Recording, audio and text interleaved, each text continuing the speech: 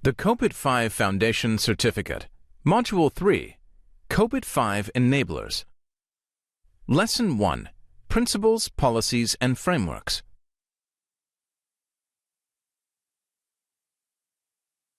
Welcome to Module 3, Lesson 1, where you'll learn about the Principles, Policies, and Frameworks Enabler. In this lesson, we'll study the characteristics of good policies, the purpose of the policy lifecycle, and the good practice requirements for principles, policies, and frameworks.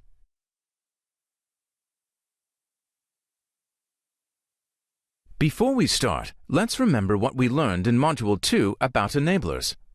The diagram on your screen shows the generic enabler model. We'll be referring to this throughout this module. It's a very important diagram. You'll remember the 4 enabler dimensions: stakeholders, goals, lifecycle, and good practices, and also the 4 questions that enabler performance management must answer. Are stakeholder needs addressed? Are enabler goals achieved? Is the enabler lifecycle managed? Are good practices applied? If you're unsure about these concepts, you might want to review Lesson 5 of Module 2 before continuing.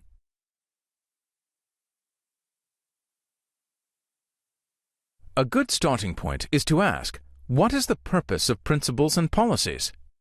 Simply stated, they are means by which the governors and managers communicate their wishes and instructions. They provide a framework that guides and constrains the decisions and actions taken by the enterprise and its staff.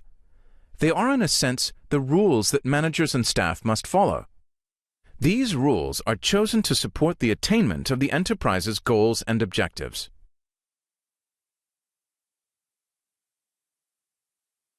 Principles are a high-level expression of the ethics and values of the enterprise. They provide an ethical framework for the enterprise in all its activities, and as such, they are unlikely to change significantly over time. In order to be effective, principles should be easily understood.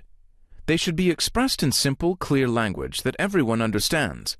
For example, a principle might be that we will treat our customers honestly and fairly. Everyone should understand that.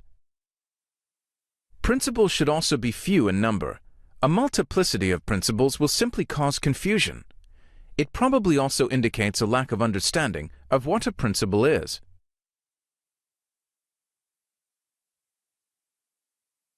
Principles are essential, but are not sufficient on their own to provide an adequate degree of direction. For one thing, principles might be open to interpretation in particular circumstances. So, more detailed and more specific guidance is needed, which is where policies come in. Good policies are effective. They achieve their stated purpose. They are efficient. Policies exist to implement principles. Good policies will do this in an efficient manner. For example, an IT organization might adopt the principle of only making changes to its services that will benefit the enterprise. It could implement that principle by having a policy that required a cost-benefit analysis be done for all IT changes. This would be far from an efficient policy. This is perhaps a contrived example, but you probably get what we mean. A good policy is also non-intrusive. By this, we mean that it will be reasonable to the people who are expected to comply with it. Those who write the policy should take into account the practicalities of complying with it. Wherever possible, it shouldn't get in the way of people doing their jobs, and therefore creating resistance.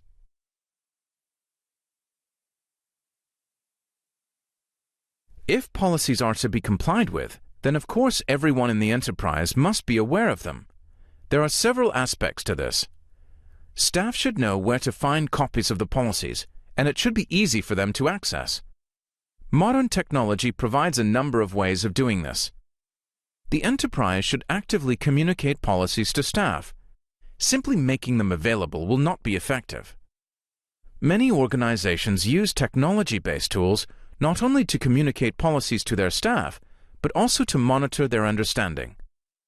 This is particularly common in relation to security, health and safety, and regulatory policies. This is also relevant when policies change. Staff need to be informed that they have changed and what the new policy is.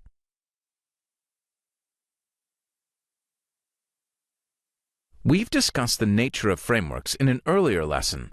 In this present context, we can say that governance and management frameworks, such as COBIT 5, will enable the enterprise to satisfy the governance and management requirements of its stakeholders. Such frameworks should provide comprehensive coverage of required areas, be flexible and capable of being easily modified to meet the changing needs of the stakeholders, and they should be current and up-to-date. They should match the current needs of the stakeholders and accepted good practice.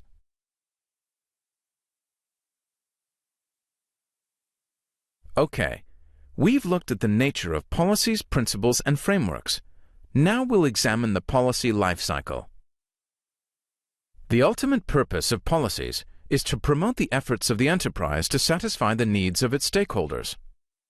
But those needs evolve and change over time, and the policies must be adapted to meet those changes. An obvious example is the regulatory environment, which can change quite swiftly. A policy framework plays an essential role here because it provides the structure needed for policies to be properly managed. This framework also helps the enterprise to maintain consistency between policies by maintaining an organizing principle.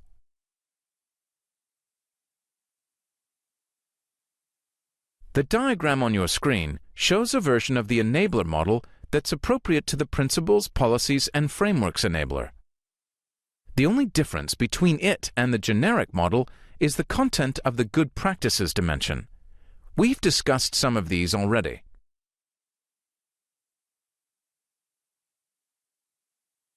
Other good practices for this enabler include: the scope and validity of the policies must be defined. For example, a common security policy is that passwords should not be written down. But what about the system administrator passwords on key servers? Can the enterprise afford for them to be recorded only in the heads of its technicians? Following on from this, the policy framework should document the way that exceptions should be handled. For example, by reference to a higher tier of management. Failure to comply with policies should have consequences that should be spelled out in the policy framework. We know of organizations where policies are just pieces of paper.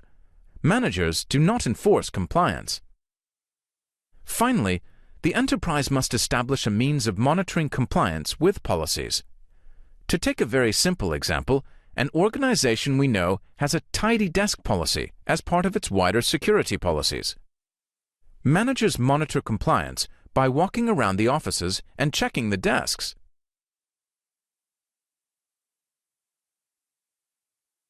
Okay, the last topic we need to cover is the relationship between the principles, policies, and frameworks enabler and the other enablers.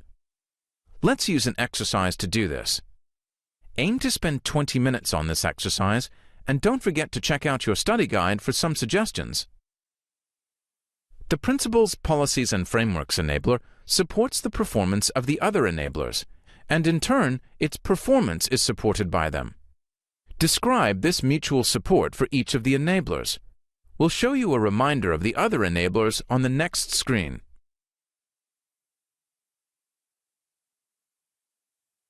Here's a reminder of the other enablers. How will principles, policies, and frameworks support them?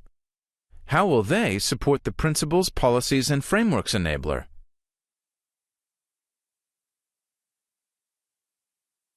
This completes this lesson on the COBIT Principles, Policies, and Frameworks enabler. You learned about the characteristics of good policies, the purpose of the policy lifecycle, and the good practice requirements for principles, policies, and frameworks.